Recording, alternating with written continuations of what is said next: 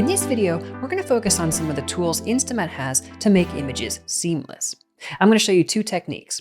First, the traditional image-based approach. Then after that, we'll take a look at an approach that leverages Mat's powerful image synthesis features. The Make Seamless node allows you to quickly tile an image that has more of a uniform repeating pattern, such as this grass image. We can understand how our image is tiling by using the different view modes located to the left of the image viewer. I can click on this here, and I can choose either the grid, in which I can disable the auto scaling feature and use the mouse wheel to zoom in and out.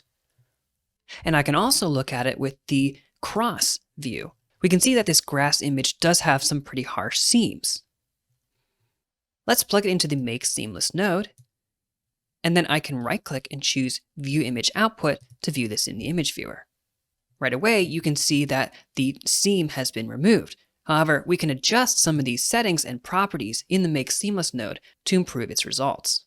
You can adjust many of these settings, including the mask size and the mask softness. We can also warp the edges of the mask to blend the seams even better.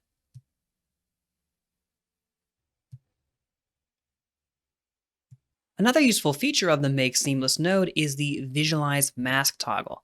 If I turn this on, you can see that the node generates this blue highlight over the mask that it's creating. You can then use this visualization to make better informed decisions on how you'd like to adjust its properties. If I zoom out and click to view before the Make Seamless, you can see the difference. Some nodes, like the Materialize Image node, which allows you to take a single image and automatically convert it into a PBR material, have seamless functionality built right in. I'm going to connect the grass image into the input of the Materialize Image node, and then I can right-click the Materialize Image and choose Preview as 3D Material. We can change the UV scale on our preview material by clicking this one button to the left of the 3D viewport. We can see that if I move around and adjust the light, there are some pretty visible seams. Clicking on the Materialize Image node and going to the properties, I can choose the Make Input Seamless option. Again, now we have a seamless version of our grass material. For more complex patterns, we can use the Make Seamless Synthesis node. This node utilizes image synthesis to seamlessly tile more complex image inputs. If I right-click and view the image output in the image viewer, we can see that the flames image seamlessly transitions into the next tile. However, in this case, the repetition is still pretty apparent. We can especially see that if I switch from the cross mode to the grid mode. The Make Seamless Synthesis node comes with some built-in functionality to help us remedy this problem. Along with the default mode, similar to the other Make Seamless node, we can also change this mode to Input Mask. Doing so reveals a mask input pin, allowing us to supply a grayscale mask to give the image synthesis more information about how you'd like to tile your image. You can easily create one with the Shape Generator node.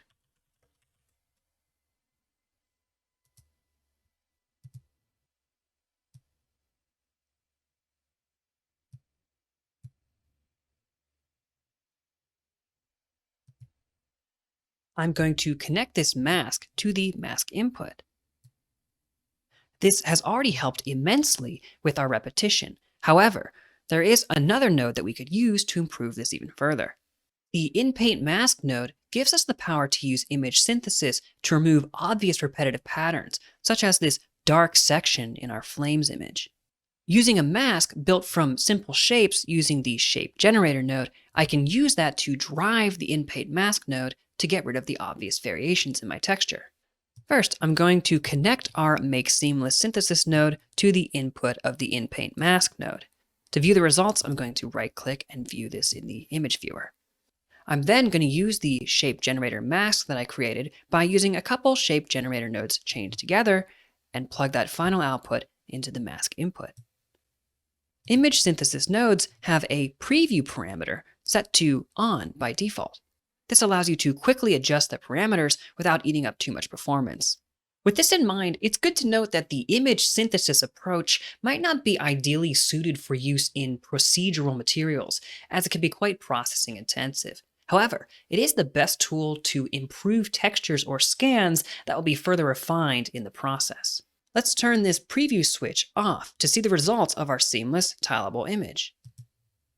I can right-click and view this as a 3D material, and we can now see our finalized result. These are just some of the image tiling tools built into InstaMAT.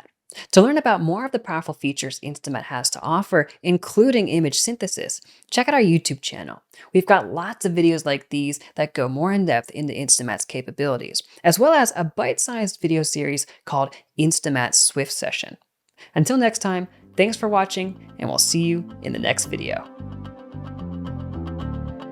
If you enjoyed this video, drop us a comment below and don't forget to subscribe. For the latest news about InstaMAT, please visit our website and follow us on Twitter. You can find all the links in the video description below.